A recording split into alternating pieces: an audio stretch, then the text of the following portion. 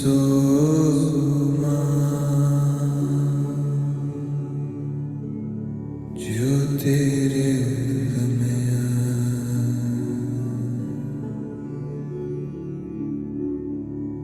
Mrityorma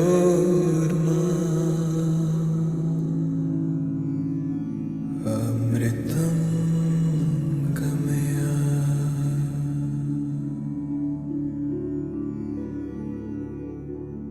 Om Shanti Shanti Shanti.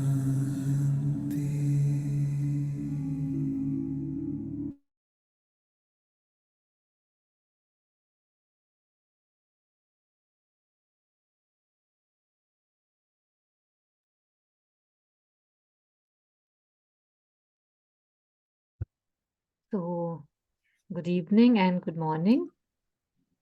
Morning. Good evening, Captain. Let us begin the reading and reflection session,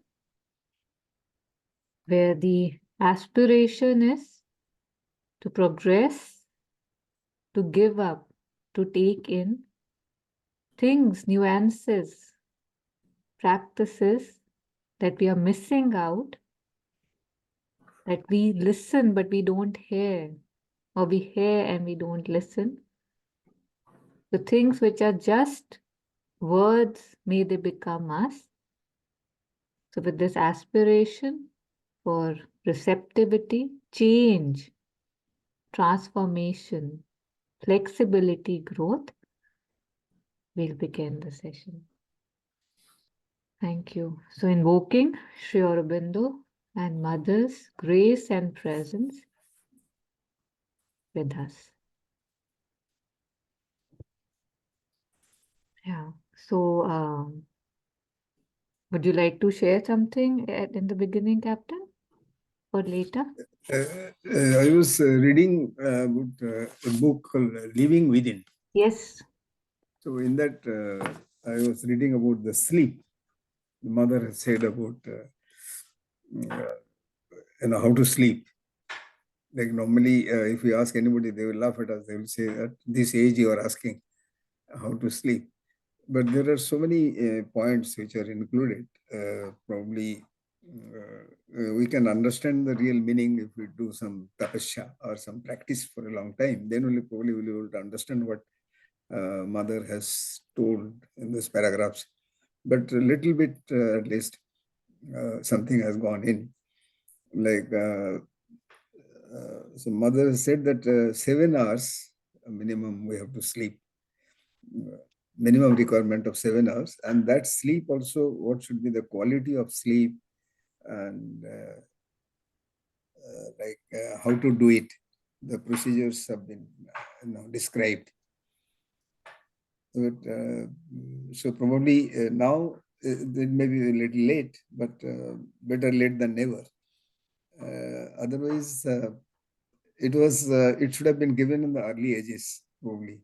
And definitely, whatever we wanted to achieve in our lifetime, it could have been achieved easily. So I was practicing this for some time, little bit, like before going to bed, your mind should be totally relaxed, actually.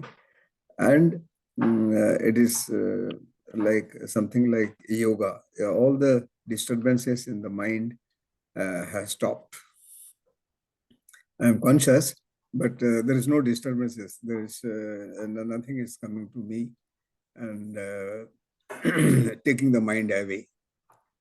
And so if you can achieve that, and then if you go to sleep like a rag on the bed, so then after about 7 hours, when you get up in the morning, then we are very fresh, and the new ideas come into the mind, and we start the day positively. So I was trying to understand all the meaning and all, but I have not yet finished. So it's quite nice. So now I am located at San Francisco. I got sufficient time. So I'm trying to practice this much more positive way than I was doing. Thank you. Yes, thank you, Captain. Even in the sunlit path, Mother has said that there are so many simple, basic things that a child should know. But how will a child know if the parent themselves, don't know, they haven't taught the children that. But like you said, right? Jab jago tab savera. Like whenever you can get anything, they say if you're still breathing, if you're still alive, that means there's still more you can learn. There's still a purpose you need to fulfill. Otherwise, we don't spend a single extra second on earth. So anything we can learn anytime. And this sleeping thing is really beautiful. The other day, I also came across a video like somebody was reading what the mother has said on YouTube on sleep. I'll share that as well. It's again, the same thing like you said, right? Like just lie on the bed like you are a rag, like there's nothing in it, right? Fully relaxed, expanded, and then just, resting of the mind, of the body in silence. And then you can imagine that and it's not I mean, it is an imagination, and yet it's not that you are lying with your head on mother's lap or any divine that, one believes in, that you're actually fully protected and like a small child sleeping fully secure with the divine. So that is very beautiful. Yeah. Thank you for sharing. Yeah. Yeah. So anybody else, if they would like to share anything right now, they can please share. Otherwise, I have something on where mother, it's very interesting. It's a small thing I came across, which is on drama, that how much we love drama. So, but I have never heard mother kind of say it so smoothly. So, I mean, not so clearly. So I thought that also would be an interesting read.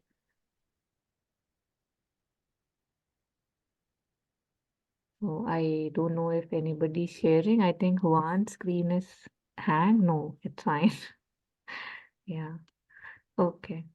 Do you have anything or should I proceed, Juan? Sorry, I will.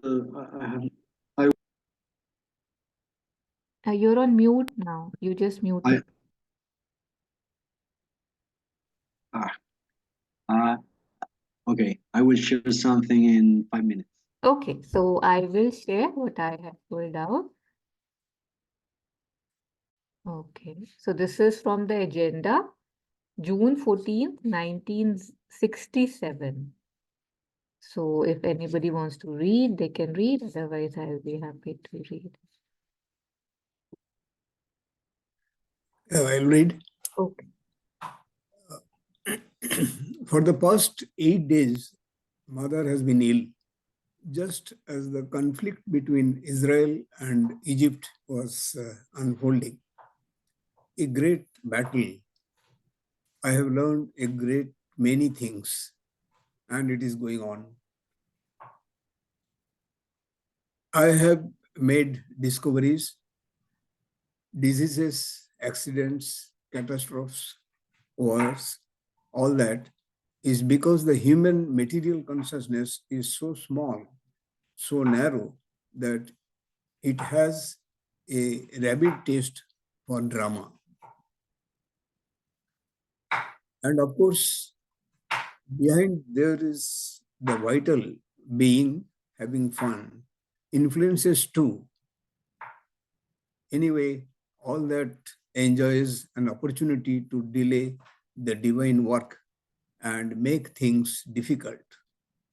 And all that takes pleasure in that naturally encourages drama. But the seed of the difficulty is that pettiness, extreme pettiness of the physical consciousness, the material physical consciousness, which has an absolutely perverse taste for drama. Drama, the slightest thing has to make a drama. If you have a toothache, it becomes a drama. If you bang against something, it becomes a drama. If two nations quarrel, it becomes a drama. Everything becomes a drama. The taste for drama. The slightest upset in the body, the least disorder, which should go completely unnoticed. Oh, it makes a big fuss, a drama. The taste for drama. I was thoroughly disgusted. Everything, like the loud buzz at a fair. Yeah, Captain, I think we'll pause here just to take this in, and of course, welcoming any comments, reflections on what Mother has to say is the root of so much, right? Of our diseases, accidents, catastrophes, wars. What is the root? And Mother says it is our taste for drama. So before I take it up, I mean, if there's anything anybody would want to say on this.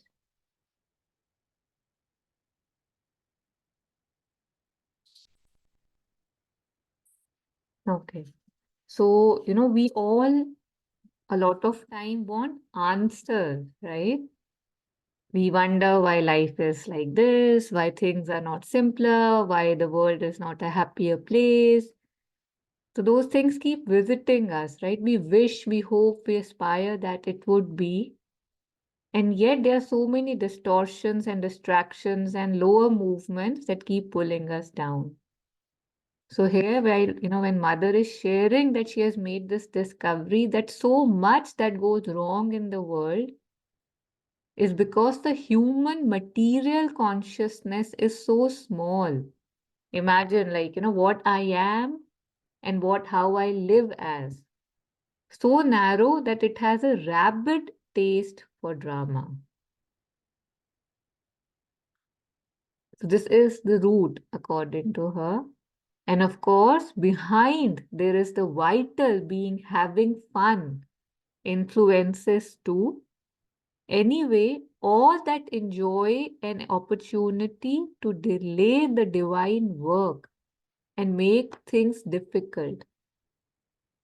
And all that takes pleasure in that naturally encourages drama. So, first of all, the root is my drama. Then I obviously take pleasure in the drama, and that delays the divine work, my progress, and makes things more difficult. So, anything that takes pleasure in the drama is delaying the divine work. I had read this quote from Vivekananda. I don't remember it exactly, but it said something like, the seeking of pleasure is like, I don't know, like a snake, a venomous snake that should be pulled out and thrown from our being. Like the word is different. I'm just selling the essence. And I couldn't fully grasp at it. Like this pleasure seeking. I mean, of course, there is desire. There was a different word, but there is this thing that always wants pleasure or delight in everything, right? That kind of gives me some spice in life. One of the things that, I've been experimenting with is like when I'm eating, there is this natural thing which takes over. Like there is this I might not be hungry. And, if I sit down to eat or if I'm cooking something for the child and suddenly something in me turns and it wants to eat too. Like I would not be able to identify, I would not have been able to identify it if not for attention. So, I mean, there's so many things that are, I don't know, playing me like a puppet. But yeah, the food thing I was saying that if we have something simple, right? Like say if we have dal, chawal, something simple, something we have on a routine basis, there is no up and down in the being. But say if we were to have a very spicy meal or say like Chinese, we say because it has so many flavors, something very spicy and tangy, the whole being goes up and down, right? Like it's like so much I have like accomplished something, something has been given to me. So that too I realize is drama, right? Like I don't want, I say I want equanimity. And yet, if I have, say, a simple basic meal on spicy 3 times, 4 times, 5 times, the being says, oh, give me something, right? Like, come on. So that, the areas where this drama, where all I am seeking, it's interesting that how it uncovers and uncovers and uncovers. Of course, if there is will and there is grace, then there's no end to it. But just to recognize it, that why is so much happening? Simply because I say I want simplicity. I say I want, just keeping things simple and straight. But do I really? Do I? Instead of looking at it, I find it quite hilarious. I mean, it is funny. And yes, Juan, you would like to add something? I was just thinking, and I remember some writing of Sri Aurobindo saying that in this path you have to go through like some time in the sadhana when like when you're practicing this equanimity and detachment and and then at last it will arrive to some place where you will feel the ananda, right? Not just a detachment, but a joy, a deep delight of being. And I think it's we have to go through this moment in which we have to let go our small joys to find some delight that is beyond these happy moments and grief.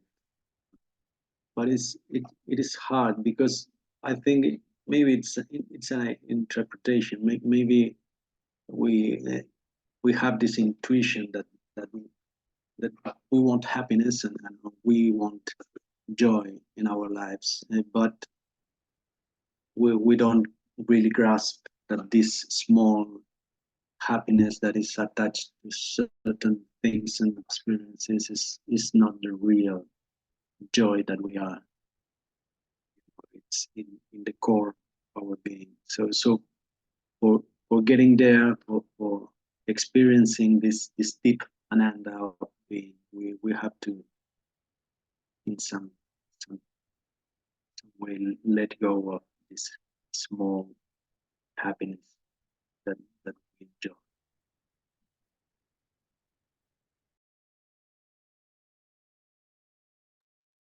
Yes, thank you. Again, consistent with the dream board. We had read it last week, right? Like how when the God is saying, are you ready? I'm sitting there and wondering, what all I'll have to give up, what all joys I'll have to give up. So that is our drama, right? So again, but to see it written so clearly, simply, it gave me a lot of delight to read. So that's funny. Yeah. I'm just screen sharing again, welcoming more reflections, if any.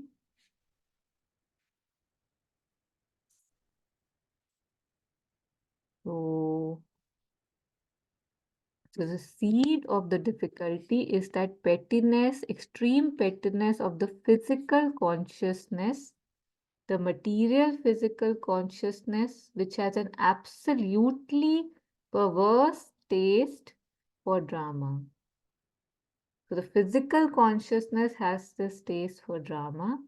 Drama, the slightest thing has to make drama. So, when we look at our lives, I mean, whatever, of course, whatever mother has said, it's so black and white, right? Like anything that happens to me.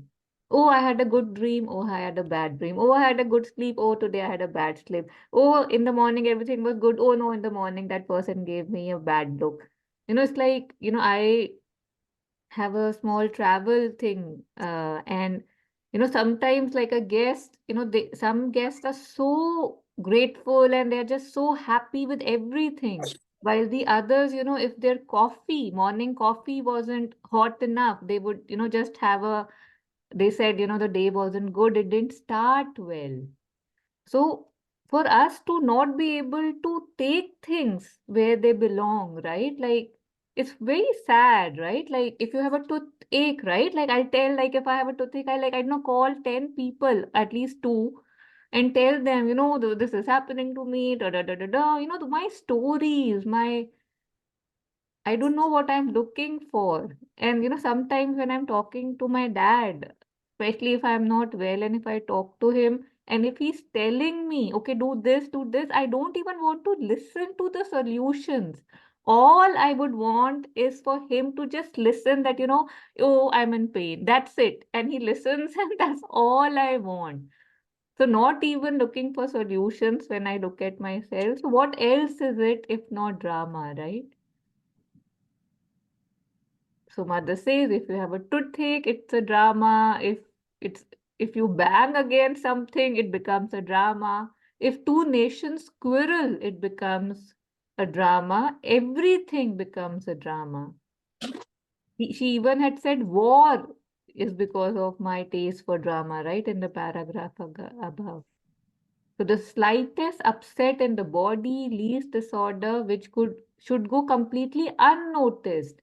It makes a big fuss, a drama, the taste for drama. So mother says when she realized this, I was thoroughly disgusted, everything, like a loud buzz at a fair.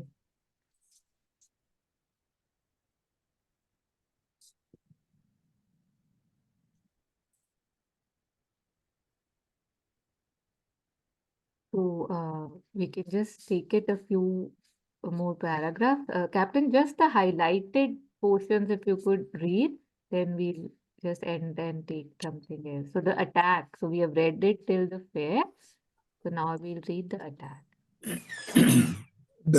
The attack was apparently violent. So violent that after studying and observing it, I was forced to think that some people were amusing themselves doing black magic. Everything took on fantastic proportions. The same teeth I have had for such a long time, in the same state for such a long time, that is, which for years had not given me any trouble, suddenly fancied they too had, had to make a drama. Suddenly fancied they too had to make a drama. So a raging toothache, swelling, absolutely ridiculous, absolutely. And this discovery of drama was not thought out. It was not an observation. It was an acute experience caught hold of as you would catch a thief. I caught it, and it is universal all over the earth.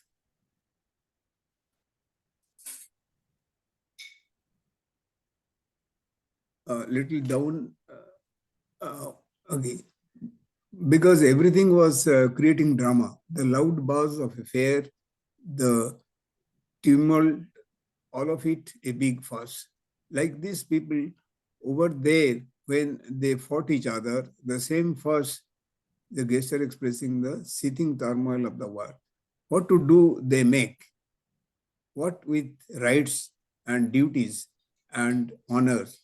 Oh, then as things were pretty bad, I was almost completely incapacitated. I asked what is meant. Mother laughs. And he showed me the picture. Then I understood.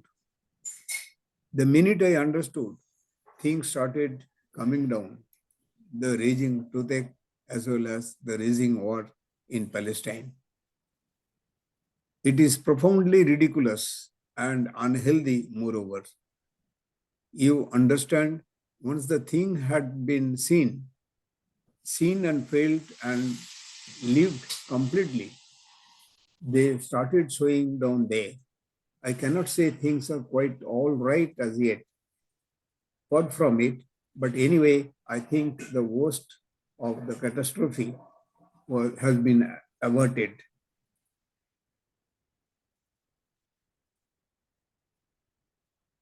Should we stop here? I think we have got the gist, and I will share the link with everyone after this. So, Okay.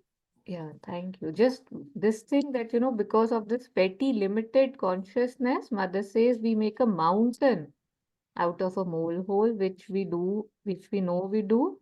And the last thing was that death, too, Mother says, is the result of the taste for drama. What a pretty drama. I'll share the link. So, the extent of the drama is a lot. And once Mother says, if, right now, if we are discussing and if we are sharing, it's mostly on the observation level. But she says that once for her, when it became an acute experience, that she could see herself doing that or see others doing that, and how it's all, kind of taking hold of things. So then it is that we catch a thief and we know it, and probably then when we see it so clearly in us as an experience and not just an observation, maybe there is, then we will be able to transcend it. Yeah.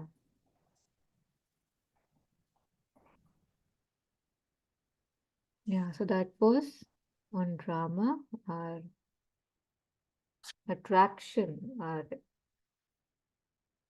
towards the drama. Yeah. So we'll take up some other sharing now, if there's any, and we'll move forward. I can share something. I'll make you the host. That- Yeah. This is a small talk with Mother that. Let me see.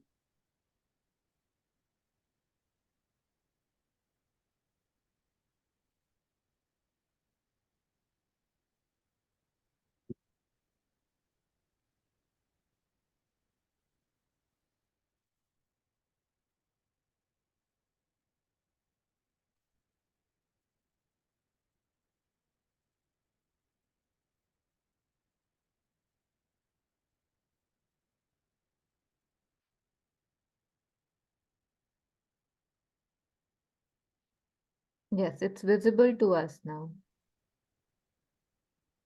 Is it visible? Yes. Okay. Do I read it? Yes, please. Okay. The most important thing is to prepare yourself inwardly to feel my presence everywhere.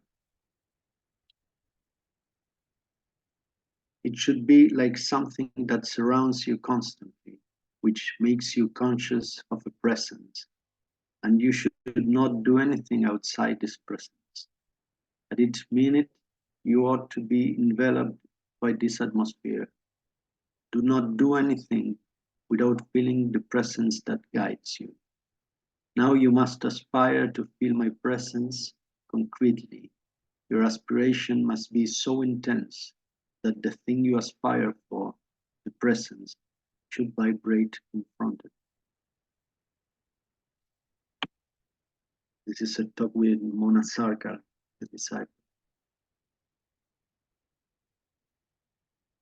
I find it very inspiring.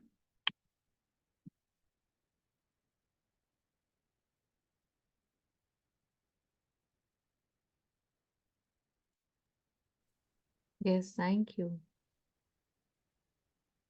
And we have all felt such intense aspirations, more desires, right? For things, for people, for situations, for gains. So I think the same intensity and more in our aspiration is what Mother is saying we need. And it would come, right? If we say how we wanted, how badly. If those are not just words, it would come. Yes, Yeah. in the context, I understood that if our aspiration and our invocation is strong enough, then she will be there concretely, like she's there, and we should feel concretely at every step that she's there.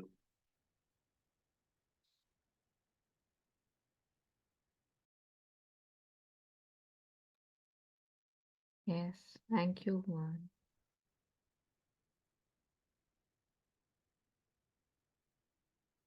Any other sharing, reflection? If not, we'll take up, renunciation. We had thought we'll take it up every day, but we don't often get time. We can continue reading the chapter Renunciation from Synthesis of Yoga.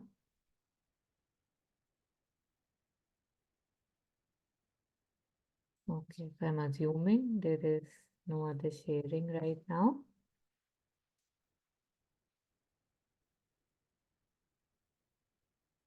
Okay, I can't screen share, so I'll have to reclaim host. Done. And yeah. So we had started reading the chapter Renunciation from Synthesis of Yoga, but we haven't gotten the opportunity in the last maybe 4 weeks. So this is where we had ended last time, and we had to start from again, the passage that says again. So if anybody would like to read the next paragraph, they can, otherwise I'll read. Yes, Rit. Again, our renunciation must obviously be an inward renunciation, especially and above all, a renunciation of attachment and the craving of desire in the senses and the heart, of self will in the thought and action, and of egoism in the center of the consciousness. For these things are the three knots by which we are bound to our lower nature, and if we can renounce these utterly, there is nothing else that can bind us. Therefore, attachment and desire must be utterly cast out.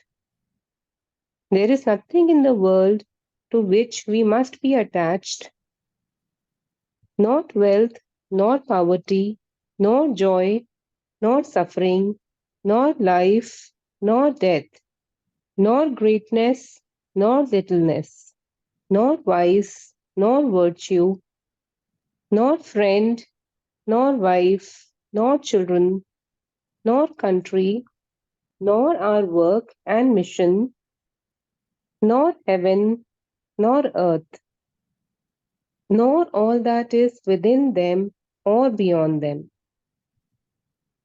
And this does not mean that there is nothing at all that we should love, nothing in which we shall take delight.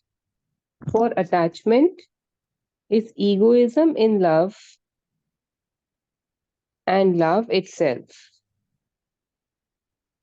Desire is limitation and insecurity in a hunger for pleasure and satisfaction, and not the seeking after the divine delight in things.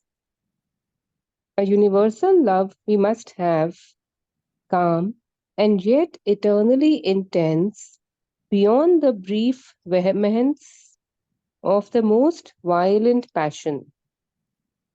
A delight in things rooted in a delight in God that does not adhere to their forms, but to that which they conceal in themselves, and that embraces a universe without being caught in its meshes. Yes, thank you. So, in the top, what I remember is that how we perceive renunciation to be renunciation of all the outward things, especially in India, how, there are people who just give up their life, the everyday life, and then they say we have renounced, they wear orange clothes mostly, and then they move to some religious place or style, sight. So Sri Aurobindo, how he had said that that's not it at all. I mean, one can understand why one would think that this is renunciation, but how it is very limited. So here he's continuing now, now after saying that that is not it, there is more integral renunciation. He's saying that our renunciation must obviously be an inward renunciation. Mostly because again, whenever we renounce anything from outside, based on what we have just read, it too becomes a drama, right? It's see, I have given up this, see what all I have done. There is this person who has given a lot of money, a lot of property to the Sri Aurobindo Center. Like he has made, and I mean, of course, a huge amount. And I'd heard about him and what all he had done. So I was fully aware what all he has donated before I even met him. But when I met him for the first time, what he told me, he was like, hello, I am so and I have donated this and this property and this property, and this is what I have done. So this was his introduction, and this is his introduction to everybody. And one wonders, right, that how at one end one can have such a big heart to give so much, and yet then sit on it, right? Like it feels logically wrong, but it's beautiful how we stick, right? Stick to anything, like how, we are sticky people. And it's amazing, again, the drama of our existence. And one doesn't realize, what sometimes what scares us is that, my God, if he's doing it and he's not seeing it, and he's been doing it for years, for decades, and he's not seeing it, God, what all must I be doing that I cannot see, and may there be light on it, right? That's all I feel at least I do, is when I see something so blatantly not right, coming from the right center, it does make us pray more, right? Aspire more that may my veils be dropped, because the blindness is intense. Yeah. At any point, please feel free to unmute and share. So, our renunciation must obviously be an inward renunciation, especially and above all. So, now that Sri Aurobindo is saying we must renounce inwardly, now he's telling us what all.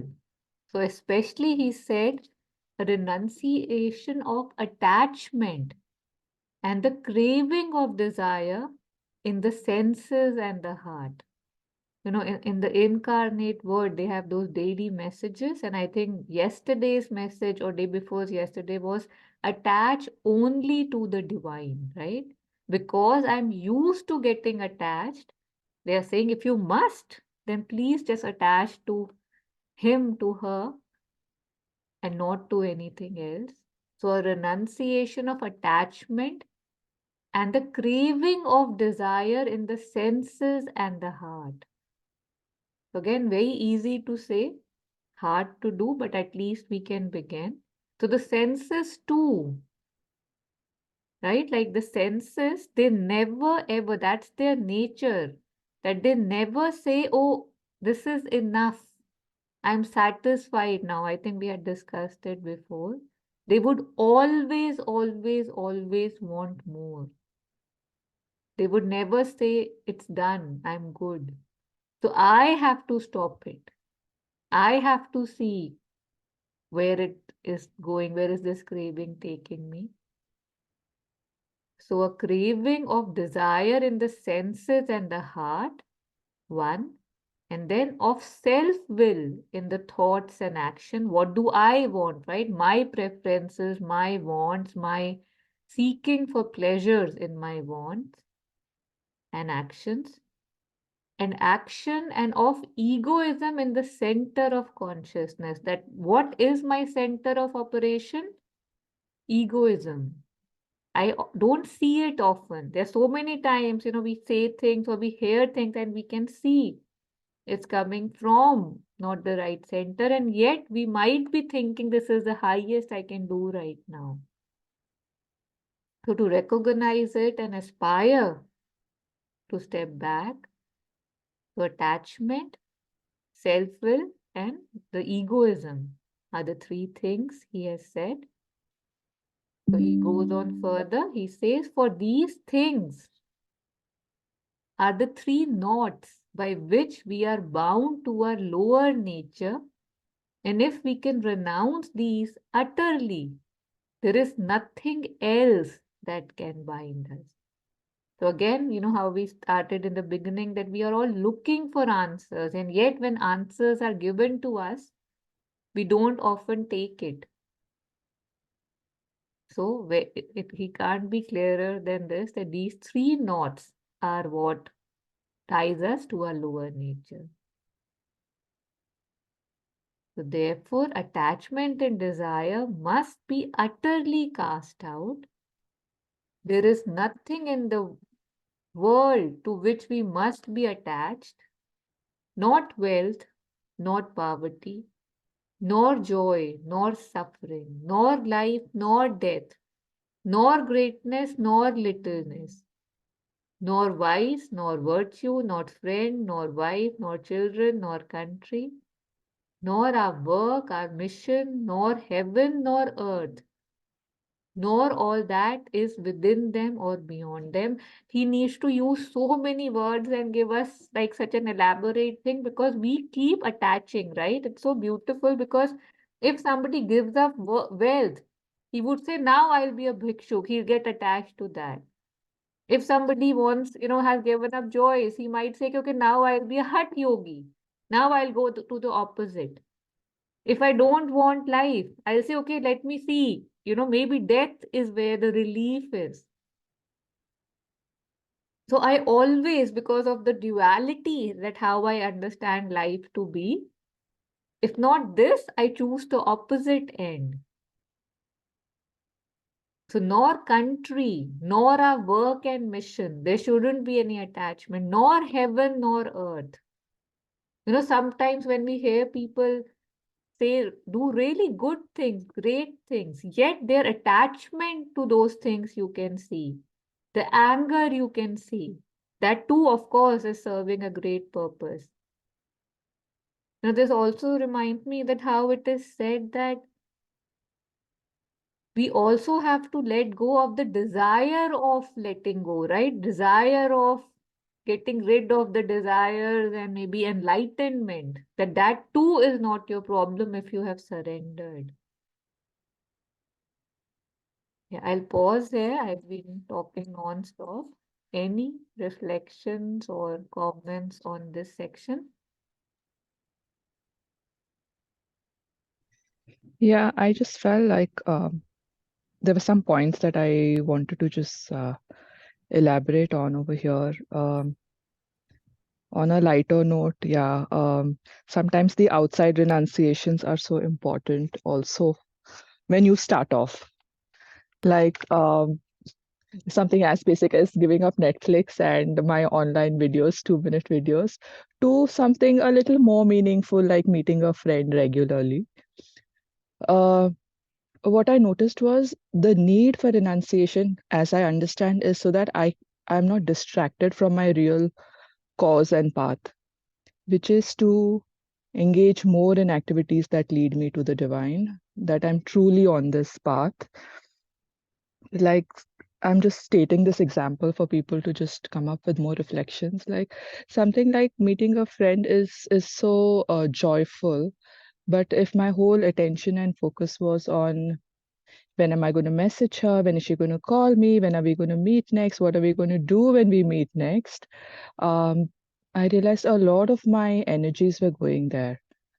But when I did stop it, initially there was a lot of resentment. I wanted to reach out and meet her again. But when that also desire kind of started paling it's an important point to think, how are you filling up that space and time? Because there are so many mundane chores that you can engage again in. It can be your work, it can be your house, it can be your relations. So sometimes I think keeping the focus on as to how are you replacing these desires and these joyful activities with, and are you really giving that up for something more higher, or are you giving it up for nothing? So I think the honesty here for me was very important. What am I doing with that empty time? And I realized I'm not doing anything higher. Uh, so this is what I think we need to understand, that sometimes the outside renunciation for me was important, but also to understand how much has it really helped me to be on the path of reaching the divine. Because renunciation should be only for this reason, in terms of, are you really following the path of, oneness with everybody? Are you really being there for everybody and yet not being attached to one and all? Uh, and I think these are the bigger, broader questions. And when I'm on this, on the first step of renunciation, I think the outwardly is also very important for me to give up. So it becomes more tangible, it becomes more physical. But then the next question arises, where are you going with this when you renounce? So I think for somebody who's at such a basic level here, like me, um, this question, this reflection, and this thought, that is it really leading me to the divine? I mean, just keep asking yourself. And we shouldn't get flown and swayed by these things, these physical acts that we do of renunciation, like Taru mentioned about somebody giving up their wealth.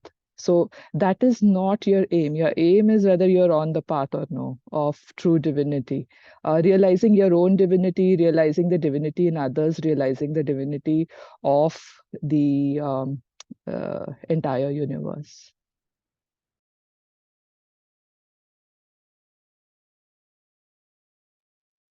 Yes, thank you, Deepa. When you were sharing, it was very clear that when you are giving up something, I'm giving this for that, right? Like it was like when you were sharing, it wasn't like, "Hey, this is what I'm giving up, and see, my work here is done. I am all renounced."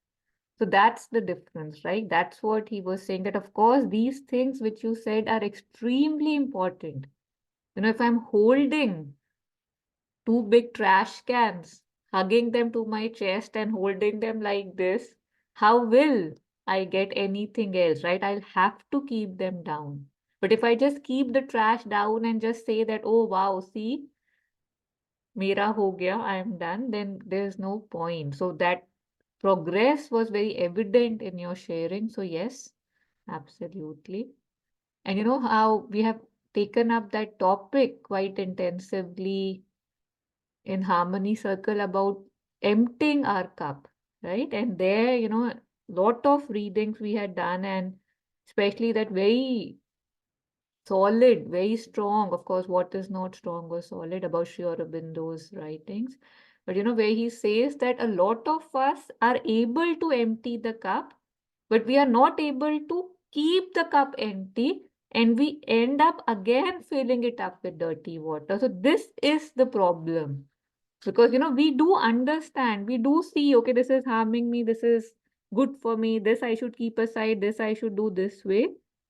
So I think the keeping it empty for some time, having that stillness, this that okayness with the void, is what I feel is a very difficult thing. And if that is done, then the vessel is ready for the grace to flow.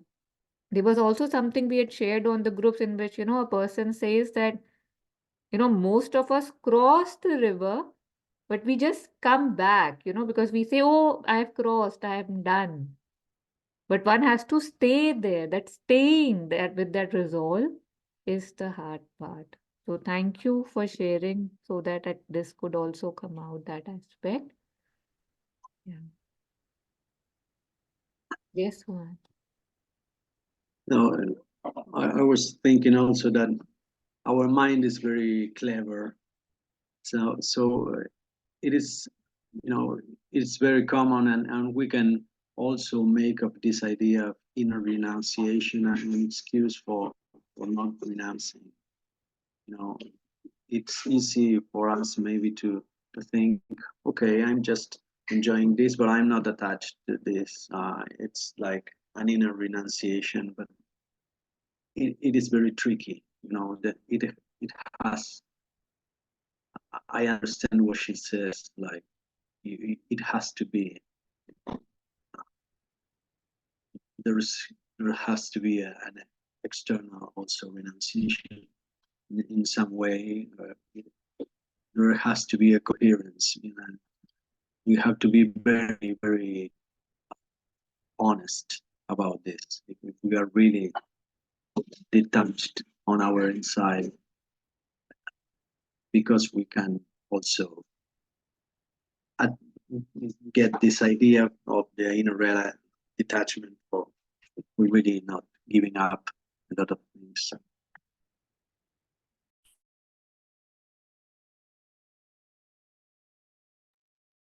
Yes, thank you. You know what you said about honesty, right? For Deepa was also sharing that yes, now I've emptied, I've created the space. So am I again just filling it up with the mundane, or if I'm doing anything consequential, anything significant with that space requires a lot of honesty on our ends. And our whole lives, have been spent with lies, black and white lies, which we are telling outside to maintain a specific image, a certain persona, a personality. And we are so good at lying that we don't even realize that we are lying the most to ourselves, right? That the image that I'm showing to the world, this is me. I start believing that to be true, which it is not, right? So again, the difference between where you're authentically standing and what you should be aspiring for or where you need to be. So this honesty, this realization that, oh boy, I've been fooling myself. Oh, I've been dishonest with myself more than other. It has not harmed anybody, nor has it done anybody any good. Those lies and those images, those white lies, limitless white lies that I speak so naturally. So honesty is absolutely the best policy. Yeah. So very interesting when one observes these movements so that they can now probably be given up. So we just have 5 more minutes. We'll complete this passage and we'll end. So moving further, Sri Aurobindo says, and this does not mean that there is nothing at all that we shall love. It does not mean that we shouldn't love. Nothing in which we shall take delight. For attachment is egoism in love and not love itself. Desire is limitation and insecurity in a hunger for pleasure and satisfaction, and not the seeking after the divine delight in things. So it's not that, because this is such a common question one asks that, okay, should I stop enjoying everything? Should delight be renunciated? And that is so, especially in synthesis of yoga and all the work. They say we are Sat Chit Ananda. We cannot renounce the delight. We are that delight. That delight is in each and every cell of my body. But it's the distortions that needs to be given up. It's not that I shouldn't stop loving. I should stop loving. It's not that. But what I love is the attachment, is my attachment that I have to renounce. For that attachment is egoism in love and not love itself. We want names, we want titles, we want stamps on a relationship. Just loving somehow doesn't seem to be enough when it should be. So attachment is egoism in love and not love itself. desire, something we hold so high that this is what I want and this is the juice and rasa of my life. So desire is limitation and insecurity. I feel this is the limited me, this is what I want. When I'll get it, I'll get some delight. But that I'm constricting myself and what I want. So there is limitation and insecurity in a hunger for pleasure and satisfaction. So when I'm going for pleasure and satisfaction outside, it proves that I feel empty and void inside. So to look at that and not the seeking after the divine delight in things. So this is not my aim. This is not my aim. So he says, the last sentence in the passage is, a universal love we must have, calm and yet eternally intense, beyond the brief vehemence of the most violent passion, a delight in things rooted in a delight in God that does not adhere to their forms, but to that which they conceal in themselves, and that embraces the universe without being caught in its meshes. So yes, we must love, but the love should be universal. It should be calm. It should be intense, but not violently, like a violent passion. When we say, look at Meera, the intensity of her love is very high. It's eternal, it's intense. There's nothing she would give that up for. And yet there is no feverishness, no violence. So there the delight is rooted in a delight in God. But because we are so attracted and identified with forms, right? So we say, okay, this person I like, this I don't. This one is good, this one is bad. This one is tolerable, this one is intolerable. So my delight in things rooted in a delight in God that does not adhere to their forms, so moving beyond forms, but to that which they conceal in themselves. So all of us, we say, at least we say that there is God in us. We are made of God. There's divinity in me. I am part of the divine that makes me divine. To recognize, once we recognize this in ourselves, in our individual consciousness, then, how again in synthesis it says it has to be extended to cosmic, universal, and then transcendental consciousness, but not to play with words, just to see that, that which is concealed beyond forms, inside the forms, and that embraces the universe without being caught in its meshes. Because usually when I am embracing something, I get attached, I get sought. Oh, this is the person I am embracing, so he is my responsibility, or I am his responsibility, or her. So the sticky nature has to be renounced. That love, but don't get attached. Have delight, but don't get, into the satisfaction that you think that this delight is the only thing that satisfies me. So embracing the whole universe without being caught in its meshes. So now he says, nirlipt. The divine Ananda in things is niskama and nirlipt, free from desire and therefore not attached. So when I'm doing something without expectations, without desire, just for the love, my actions will be nishkam and there will be a nirlipta about it. I'm not attached, not attached, not attached. Yeah. So we have reached our end of the session. So we'll be ending the session here. If there's any reflection, any comment, any question, please feel free to post it on the group or we'll take it up next time.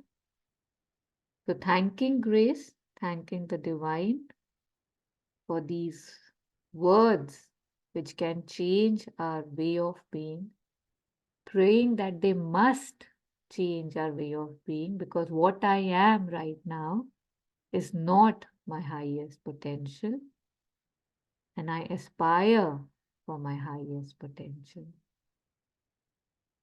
As Sri Aurobindo says, let your toil be vast, right? For that, I'll have to make effort. I'll have to make effort to rise. So may there be grace on myself and everyone that we aspire to become the highest, that is our capability, our destiny, our fate.